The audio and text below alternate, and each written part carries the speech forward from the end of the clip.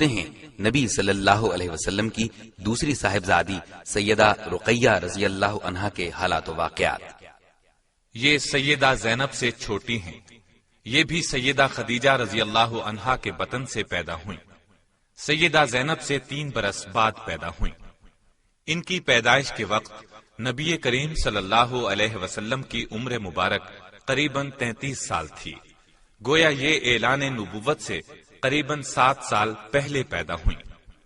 انہوں نے بھی نبی اکرم صلی اللہ علیہ وسلم کی نگرانی میں تربیت پائی۔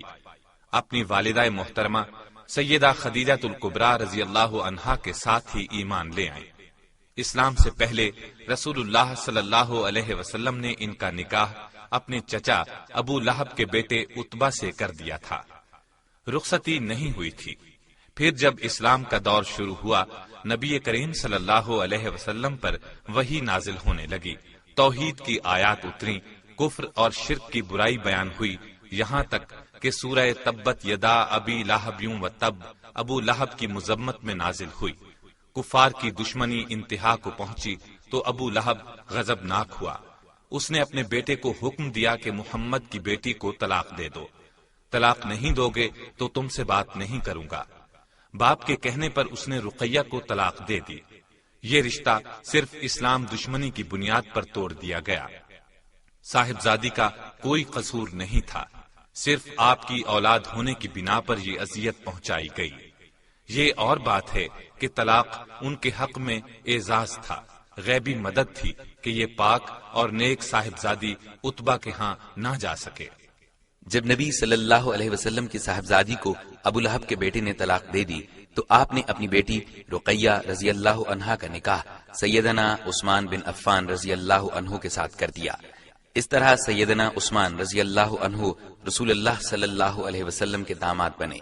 یہ ایک عظیم شرف تھا اور بہت بڑا اعزاز تھا۔ اللہ تعالی نے سیدہ رقیہ رضی اللہ عنہا کو حسن و جمال سے خوب نوازا تھا۔ قریش کی عورتیں ان پر رشک کرتی تھیں اور کہا کرتی تھیں کہ جو سب سے اچھا جوڑا دیکھا گیا ہے وہ رقیہ اور ان کے خاوند عثمان ہیں۔ اسلام کا ابتدائی دور تھا، مسلمانوں پر ظلم و ستم برپا تھا، مصیبتوں کے پہاڑ توڑے جا رہے تھے۔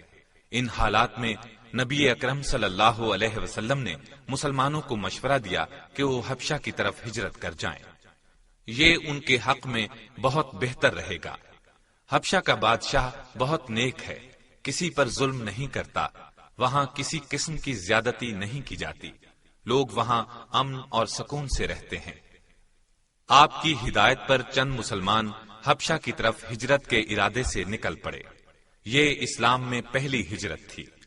اللہ تعالی نے قرآن کریم میں مہاجرین کی فضیلت ان الفاظ میں بیان فرمائی ہے۔ ان لوگوں نے ستم رسیدہ ہونے کے بعد اللہ کے راستے میں ہجرت کی اور ترک وطن کیا، انہیں ہم دنیا میں اچھا ٹھکانہ دیں گے اور آخرت میں ان کے لیے بڑا اجر ہے۔ کاش کہ یہ لوگ اس سے واقف ہوتے۔ حبشہ کی طرف ہجرت کرنے والے پہلے مہاجر بھی اس فضیلت کے حقدار ہیں۔ اس ہجرت میں سیدنا عثمان رضی اللہ عنہ اور ان کی اہلیہ محترمہ سیدہ رقیہ رضی اللہ عنہا بھی شامل تھے۔ اللہ کے راستے میں ہجرت کرنے والا یہ پہلا قافلہ نبوت کے 5ویں سال حبشہ کی طرف روانہ ہوا۔ ان ہجرت کرنے والوں کی خیریت ایک مدت تک معلوم نہ ہو سکی۔ نبی صلی اللہ علیہ وسلم اس سلسلے میں پریشان تھے۔ آخر قریش کی ایک عورت حبشہ سے مکہ پہنچی۔ آپ نے اس سے ہجرت کرنے والوں کے حالات معلوم کیے۔ اس نے بتایا کہ وہ سب خیریت سے ہیں اور یہ کہ اس نے سیدنا عثمان اور سیدہ رقیہ کو دیکھا ہے۔ عثمان اپنی بیوی کو سواری پر سوار کیے کہیں لے جا رہے تھے، خود سواری کو پیچھے سے چلا رہے تھے۔ یہ سن کر آپ نے یہ دعا فرمائی، اللہ تعالیٰ ان دونوں کا حامی اور ساتھی ہو۔ سیدنا عثمان رضی اللہ عنہ لوط علیہ السلام کے بعد پہلے شخص ہیں جنہوں نے اپنے اہل و عیال کے ساتھ ہجرت کی۔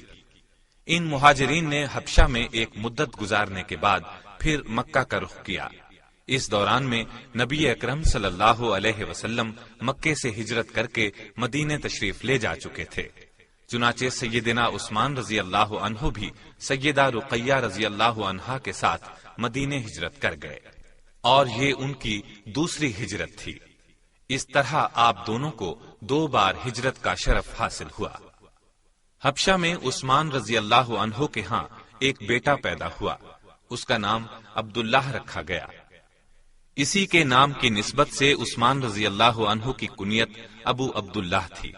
اپنے والدین کے ساتھ یہ نواسہ رسول مدینے پہنچے۔